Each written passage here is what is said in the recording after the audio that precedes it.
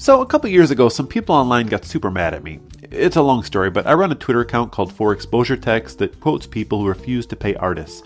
An art pirating site was mad that I quoted them, and they decided to punish me by launching a spam bomb attack. They set up a robot to send me hundreds of thousands of spam messages per second. So many that Google locked down my account. I lost emails, and since I worked through the internet, I lost jobs. I lost touch with people. Eventually I got the situation under control, but I'm still dealing with the aftermath. My spam filters are so out of whack that everyday important emails show up there. So I spend more time sifting through those than I do my actual inbox, and I'll be honest, it sucked. I'm a man who tries to find positivity in everything, so this was not fun. So I set out to make it fun. I started answering my spam. I started checking other people's spam. I started making art out of my spam. I tried to do anything I could to make anything good come out of it. Sometimes I succeeded, sometimes I failed. And then I decided to make a podcast about it. Check my email, about to get rich fast. This prince will share his fortune if I front a little cash. And all these offers promise high return on my investment. Cause Elon wants my social, who am I to question? Enter in my credit card info when preparing to meet up with all these hot singles in my area. But first I'll send this email, cause if not then I will probably disappoint the nice recruitment guy from the Illuminati. Welcome to Unwanted Words. I'm Ryan Estrada. This is the show where I answer my spam and peer pressure others into doing it. And this spam adventure has taken me to so many weird places that no two episodes are going to be the same. So it was really hard to decide how to start off my first episode. I mean, do I dig right into my own spam, or do I choose my biggest guest star? Do I choose one that made me cry, or the funniest? I couldn't pick, but then one episode came along that made me so unbelievably happy that I couldn't wait to share it with you. You ran into the Tonyverse. Yeah, into the Tonyverse. You know what it's been. Well, hold on, no. Hold on.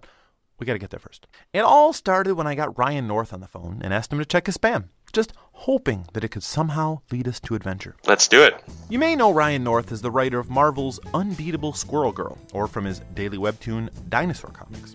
Maybe his run on Adventure Time, his Choose Your Own Path Shakespeare series, To Be or Not to Be, Romeo and or Juliet, his new book, How to Invent Everything, or one of millions of other projects. The man is prolific.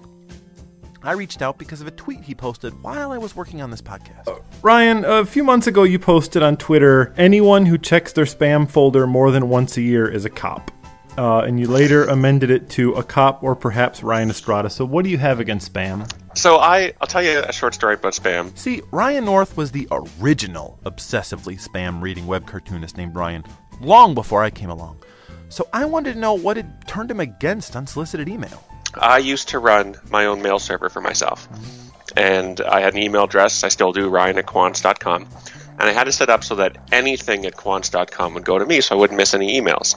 So you could email ryan@quants.com, you could email like the sexiest dude on earth at quants.com, it would all go to me. But there were consequences. What I didn't realize is people would just guess at email addresses. Not just webmaster or like Bounce, but also Susan and Gary at quants.com. He got a lot of spam. But rather than just turn off all the catch-alls, he did something extreme. So I ended up installing a neural network on my home computer to classify the mail I would get. And at its peak, I was getting 3 or 4 emails every second. Others agreed that this system was not ideal. I was a student at the time. I ended up going to an academic conference. I mentioned this to someone, and they were like, "What are you doing? I work in spam. I haven't heard someone getting that much spam all the time." So I said, you know what? Maybe it's not my responsibility to catch every email that's sent to me. So I turned off all those catch-alls, used just a regular spam filter on my regular email, and it was good enough that I checked it once or twice and thought, you know what? Nothing here is important. The amount of time it takes me to dig through this is not worth the chance of anything important being lost. Or so I claim. This is sort of a great self-fulfilling prophecy because I just stopped checking it and just told myself there's nothing useful in there. Well, there's like 99% chance you're absolutely right because it is garbage. I unfortunately have no choice because, as I mentioned before, I was under a spam attack. I'm sorry about that, by the way. I heard about that when it was happening. I was like, oh my god. I'm just trying to, the show is all about just finding any little silver lining, any happiness, any goodness I can get out of my spam folder. Mm-hmm. So what I want to do, I want to just take a look today look in the spam folder and see if there's anything interesting in there. Okay. If you can peek in yours. Let me pull up my account. Yeah, there's a message. I've won the lottery. I'm not sure if you're aware. I won the Publisher Clearinghouse lottery. They just need some information from me, so that's great. I have they used to be the Nigerian spam emails, right, where they say you have a lost uncle and they've given you all this money. And I've got one of those. I'm surprised these are still a thing, because they're like the canonical email scam is these. But while we are on the topic of internet scams, I want to talk about Ryan's own history as an adorable, inoffensive internet scammer. Oh, shoot.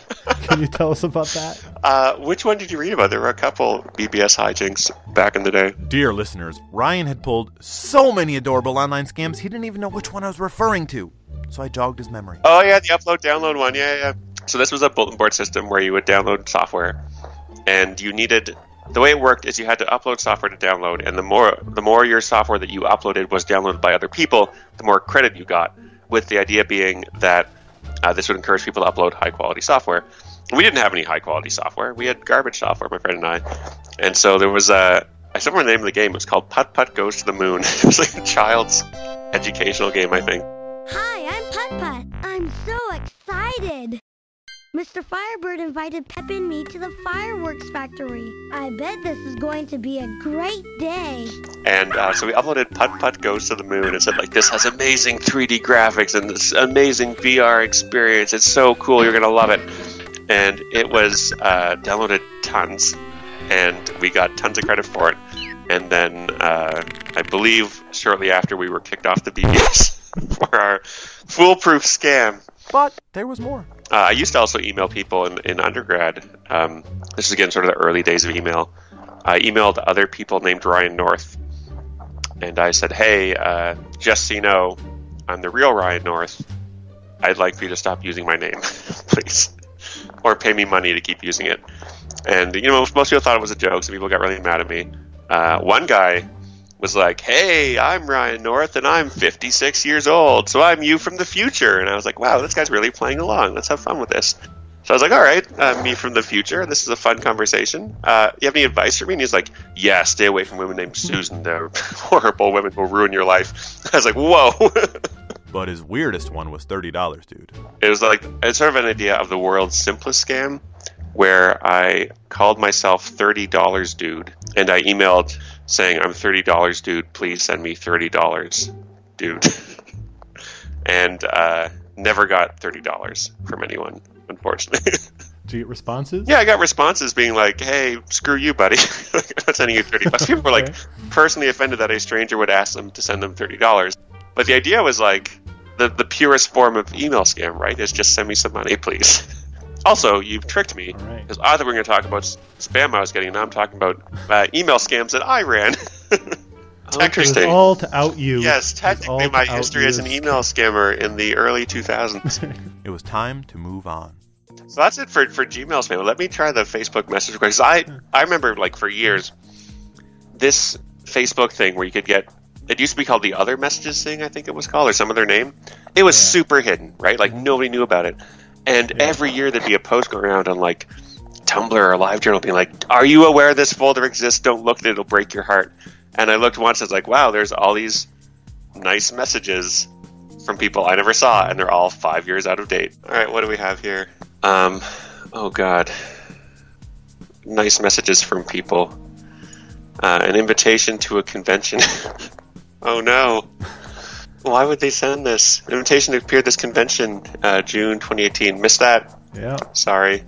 Here's one warning me not to date someone. He's funny, but he'll say stuff you don't like. You should stay away from him. You didn't date this guy, did you, Ryan? And the next message is, I'm sorry, I sent this to the wrong Ryan North. Right. That's great. Oh my God. This is a nice message from Jeff Opanda, a layout artist in France, and he's saying, just a quick message to tell you that we are Marvel colleagues, that I'm doing the layouts on your Marvel Rising Squirrel Girl gig. I love the character. I'm a great fun working on it. That's horrible. I feel so bad having not replied to that. just thinks you're a jerk. You're ignoring him. Yeah, I gotta go back and say hi to him. There were lovely messages from fans, typo corrections, interview requests, invitations to morning shows. Don't send messages on Facebook people you don't know, because they end up in this crazy box that no one looks at.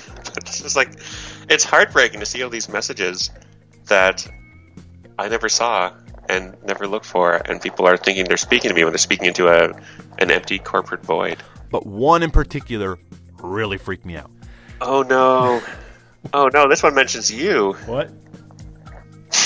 This is from 2001. It's from someone saying, I don't know you. I'm asking a favor. There's a girl I want to impress. She's smart, she's funny, she's passionate about comics, and she recently secured Facebook friendship with the esteemed and talented Mr. Ryan Estrada. And this guy's worrying that he's falling into friendship obsolescence. So he wants to add me as his friend so he can impress this woman, and possibly even to being tagged in a photoshopped picture of the two of us enjoying a righteous bro hug against the scenic background of Bristol Harbor. Please say yes. I'm sorry, this is from 2011. I didn't do it. Wow. I don't want to say these people's names on the show, but like, I want to know who they are because I want to stalk them and find out if they're still friends. I spent a whole week in detective mode finding and befriending both people involved in that message to get an update. Now, they didn't end up getting together, but they're both doing great. Both still have excellent taste in comics. I did have dreams of the two Ryans somehow pretending to be twins and parent-trapping them into getting back together, but I didn't want to tangle with strangers' lives. So in search of adventure, we wrapped up Facebook and took it to Twitter. I checked your subtweets, so I wanted to just read a few subtweets and just see if you have any comments. I don't think I do subtweet. All right, let's hear it. So, well, you don't subtweet, but the first one says, I think Ryan North should know that the 6th best feature of Twitter.com is subtweeting. That's just something they think. Wait, these are subtweets about me? Yeah, someone typed about you that you should know that. Oh, so interesting. I wonder if I had said something against subtweets. You must have. I don't know. Next one says, be honest, Ryan North is pretty much one of the few famous men left with no scandals. I love these subtweets. These are like those complimentary subtweets. Well, I think this guy did know about $30 guy. So $30 guy is a deep cut. Once that drops. But yeah, my apologies to that person. I did once ask strangers for $30. That is my scandal. This one says, I can't believe the dinosaur comics guy is kind of hot. Some tweets are great. Keep them coming. This one says, Ryan North is a giant. The Japanese army needs to roll out tiny tanks to stop his rampage when he visits Tokyo. Should I be searching for my name more often? I think you should. There's some good ones. Then we got Ryan North is smarter, larger, and better than all of us. This is great. Anything bad I said about Twitter, I take it back because everyone has correct opinions on the website. And then finally, Ryan North is really like my platonic soulmate. I don't know. He's just so good and pure, and I love him so much. And even though he only knows me through 2 Reddit queues and the 5 tweets of mine he's liked, I just feel like he understands me. Even if it's on accident, and I'm comforted by his existence. That is the sweetest thing. Holy smokes. I don't know how often you've done this or often you intend to do this, but this is great. Come on my show and I'll read nice things strange said about you that you didn't see. I love it. Also, I thought subtweets were like, you didn't use the person's name, so I couldn't find out. So it'd be like, I guess Dinosaur Comics guy is that, right? They're hoping I wouldn't see it, but it's probably okay. So subtweeting, I thought was always bad. I thought it was always snarky, and this is really positive. Yeah. This is I don't want to tell him to his face because it's so embarrassing. But he's a nice guy, and I like him. And that last one was at Tony is a good mom. If you want to blow her mind, Tony is a good mom. Tony is a good mom. I assume we're talking about Tony Stark here. Yeah. Nice. So yeah, that's Tony is a good mom. I agree. So that's all the stuff I got. So I doubt it, but has your opinion of spam changed from this weird experiment that I've done? This is the only one of these I've done. I just want to see what would happen. Yeah. I mean, my opinion, what I saw was what I was expecting to see. There was nothing useful in my spam folder, and in my Facebook other messages tab, there were a bunch of heartbreaking messages I would have liked to have seen 5, 6, 7, 10 years ago. I still think that getting unsolicited messages from strangers has value and can have value. There's at least the potential for value there, but I still think most of them are probably bad. You are absolutely right. However, I think people talking about you in a positive way where you can't see and then you find out years later is great. Let's keep that going. If you end up following up on any of these 8-year-old messages, let me know what happened, just so I can like make it sound like anything good came of any of this. Yeah, can you imagine me like, hey, sorry I missed this from a decade ago. Listeners, I could imagine. And I could also act. I got in touch with the aforementioned Tony is a good mom, but first I crafted an elaborate surprise. I sent hundreds of emails that ironically ended up in the spam folders of my heroes and had to find creative ways to alert them without Tony is a good mom seeing, since she follows me on social media. I called in favors, I commissioned a theme song, and after 2 months of work, I found my adventure. And I found it in the Tonyverse. Okay, so Tony is a good mom's real name is Asha. Today is her 21st birthday, and I've invited her on the show. She has no idea why. Hello? Hi, Asha. How are you doing? Happy birthday. Thank you. I'm doing good. How are you? For the people that are listening, why don't you go ahead and introduce yourself? My name is Asha Logan, and I'm an art student and a big Ryan North fan. Yeah, and that's kind of why I called you. As I mentioned, when we were doing the Ryan North episode, we were talking about subtweeting, and your name came up because we found one of your subtweets. That's really nice. Yeah. I'm glad that it was like chill. I tweet a lot about him, so Yeah, I noticed that after that. I had just read the one, and it made him very happy. And then I looked, and you do talk about Ryan North a lot. Yeah, Squirrel Girl is one of the things that one of the series that really got me into comics overall. So I'm pretty enthusiastic about it. And you seem to be especially enthusiastic about Tony Stark. Oh yes, I'm a big Tony Stark fan.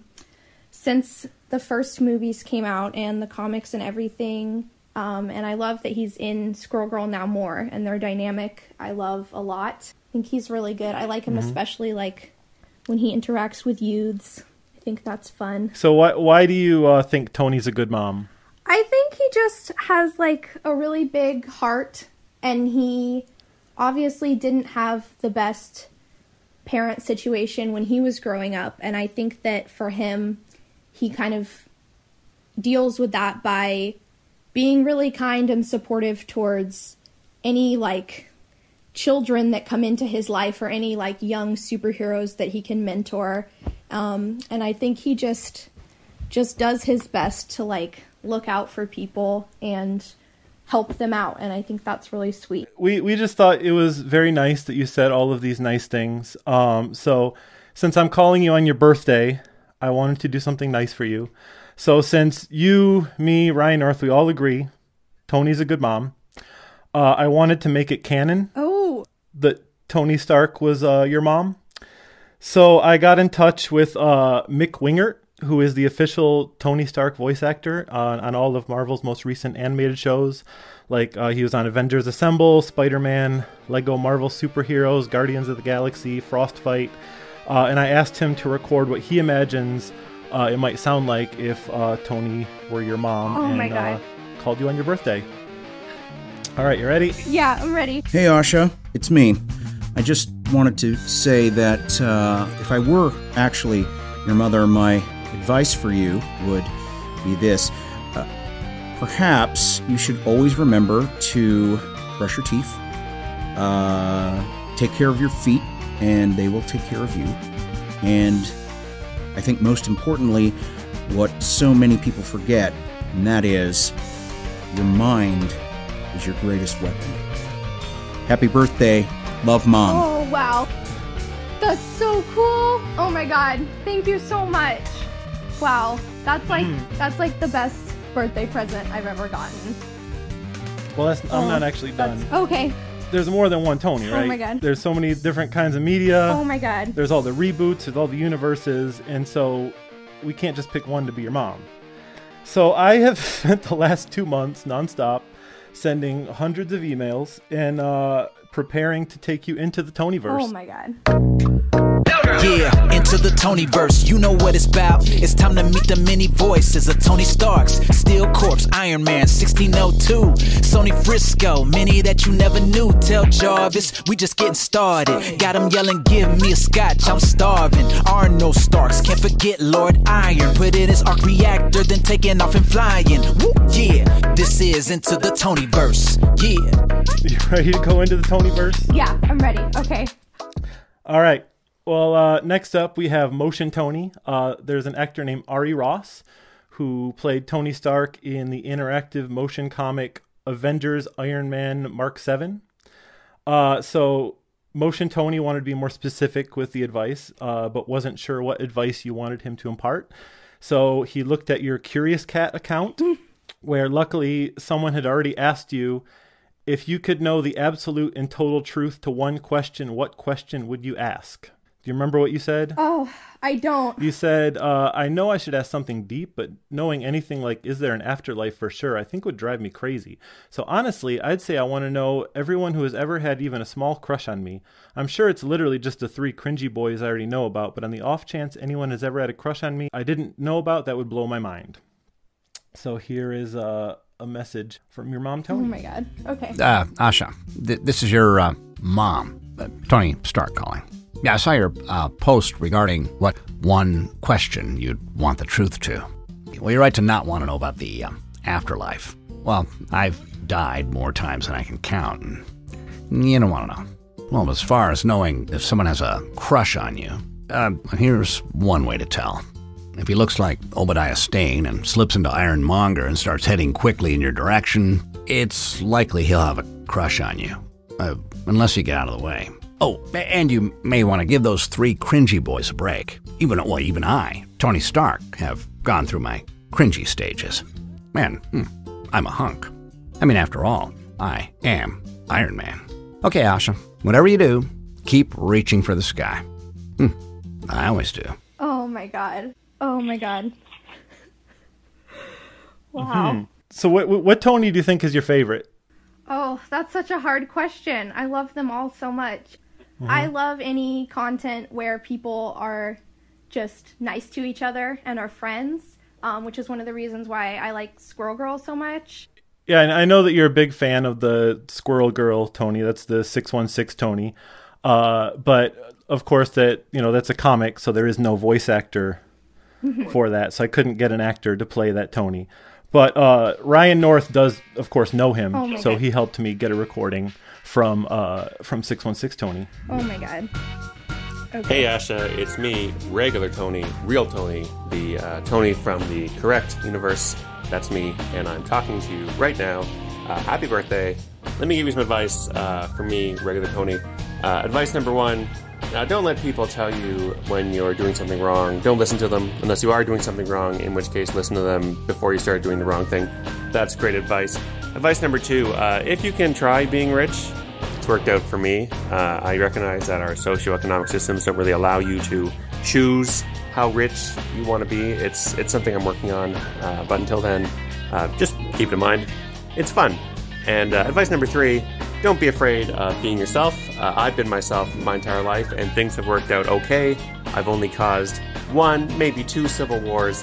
So basically, it's worked out really well, and I recommend everyone, if you can't be yourself, then be Tony Stark. But if you can't be Tony Stark, then be yourself. I'm Tony Stark, so that advice was really clear and also really valid, and I hope you enjoy it. Happy birthday, Asha. We'll talk later. Bye. Oh my God, I'm gonna cry. This is the best thing ever. Oh my God, I'm so overwhelmed.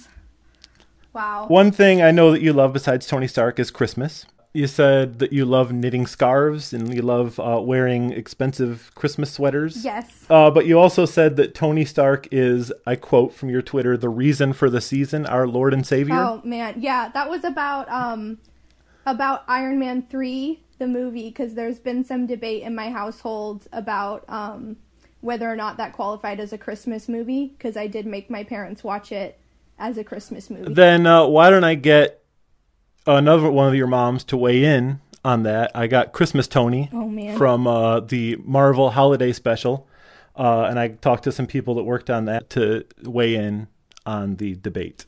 Oh, man. Okay. Hi, Asha. I'm Shannon Garrity, a writer and cartoonist. And I'm Andrew Frager. I'm the curator of the Cartoon Art Museum in San Francisco. Together, we have written comics for the Marvel Holiday Specials. And we're here to let you know that Tony Stark recommends at least 3 consecutive viewings of Iron Man 3 every Christmas. He also recommends that at all other times of the year. And watching all other movies featuring Tony Stark. He's a little full of himself. Happy birthday! Wow. Well, I definitely do regularly watch the movies, so that's good. Oh, wow. There you go. It's official. It's canon. You won the argument. Oh, man. I love that. I can't wait to play that for anyone who ever contradicts me about that argument. There you go. So let's see what we have next. So we've covered a lot of different Tonys. But I'm sure you agree that the world always needs more Tonys. So we've covered some of the ones that exist, but just for fun, I wanted to give you the gift of a whole new canon Tony that has never existed, but now does. Oh my God. My friend Katie Cook is the creator of Marvel's Earth 11, she's one of the few people that has created her own universe and is the only person to ever write anything in that universe. And so far, there's been no hint in the comics that there is a Tony Stark that exists in Earth 11, but I got her to reconsider that and talk about what her Tony Stark would be like. Oh my God. Hi, this is Katie Cook, and I am the creator of Earth 11 for Marvel, which is the Penelope Parker universe from the Spider-Verse. And it's kind of funny because I've never really thought about what Tony would be like in my universe yet, and this really made me think about it, because my Spider-Man is Penelope. She's an 11-year-old girl, and I really think that Tony would struggle to identify with her. He would look at this really awkward little girl who's really trying to come to grips with these really awkward spider powers that she thinks are really gross, and say, I don't know what to do with this. Oh my God. Somebody help me. But other than that, I think, my Tony would be able to eventually take an 11-year-old girl superhero under his wing and be the most awkward of awkward father figures. Oh my God. I'm actually crying. That last one, that's the sweetest thing I've ever heard. We have one final Tony. Okay. And of course the most famous Tony is MCU Tony. Oh my God. But I'll get us out of the way. I could not book Robert Downey Jr. for my podcast. I am very poor. That makes sense. I wasn't expecting. But I was able to book the impressionist Jeff Richards, who is best known for being one of only 2 comedians to be a cast member on both SNL and Mad TV, and who now apparently does Robert Downey Jr. impressions on Fiverr for $25. Wow. So that's what I got to close us out. Is a $25 Fiverr impression of Robert Downey Jr., which is basically as good as the real thing, right? Yeah, this is awesome. Hi, Asha. I hope you enjoyed this little visit from the multiverse. I know it must really suck to live in a universe without Tony Stark, but your universe is lucky because it has you in it. So go out there and be great. Be you. Be someone else's hero. Wow. This is so crazy. This is amazing. So yeah, and thank you for, I got a lot out of this too because of your subtweets leading me to research all of the different Tonys. I wouldn't have had any idea that Tony Stark actually subtweeted me. Oh, yeah. Yeah, there was a zine issue of Squirrel Girl, and Tony parodied my novelty Twitter account for exposure text. So Ryan Norris is trying to claim he doesn't know what a subtweet is, and he's subtweeting me as Tony Stark. That's awesome. Also, I just want to say I'm a huge fan of that account, too, as an artist. I've been following that for a really long time, and I really appreciate that account a lot. Well, thank you very much. Thank you so much for this. This is unbelievable and amazing and so kind, and I'm just really thankful, and I really appreciate it. Well, I appreciate you, and I hope you have a very happy birthday. Thank you so much. I hope you enjoyed your trip into the Tonyverse. I definitely did.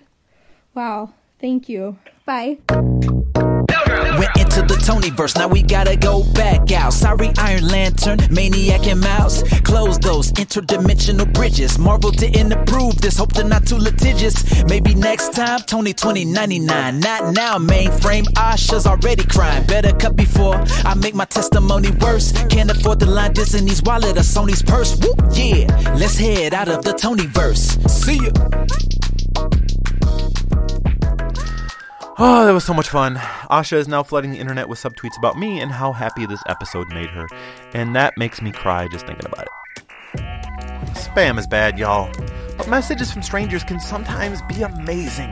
Spam was bringing me down for a long time, but my hope with this show is to find ways to use it to build happy, positive experiences. Because there are haters out there, there are scammers, there are people who want to do others harm. But if we can find happiness, art, and human connections in even as dumb a place as our spam folders, we can find the good in all other aspects of our lives. Thanks for listening to Unwanted Words. Unwanted Words is created and hosted by Ryan Estrada. Our guests today were Ryan North and Asha Logan. Our Tonys were Mick Winger, Ari Ross, Shannon Garrity, Andrew Farrago, Katie Cook, and Jeff Richards. Our theme song is by Rob the Universe. Tonyverse theme was by Kibo. Creative Commons music used in this episode includes Sinking Feeling, Dance Rocket, Super Bubbly, and Solve the Damn Mystery by Jesse Spillane, Sneaky Snitch, Transition 1, and Oh Christmas by Incompetech. Introducing the pre-roll, Late Night Tales, and Sad Marimba Planet by Lee Rosevear. Scramby Eggs by Andy G. Cohen. Thanks to you for listening to Unwanted Words. Go check your spam. When are they gonna get to the fireworks factory?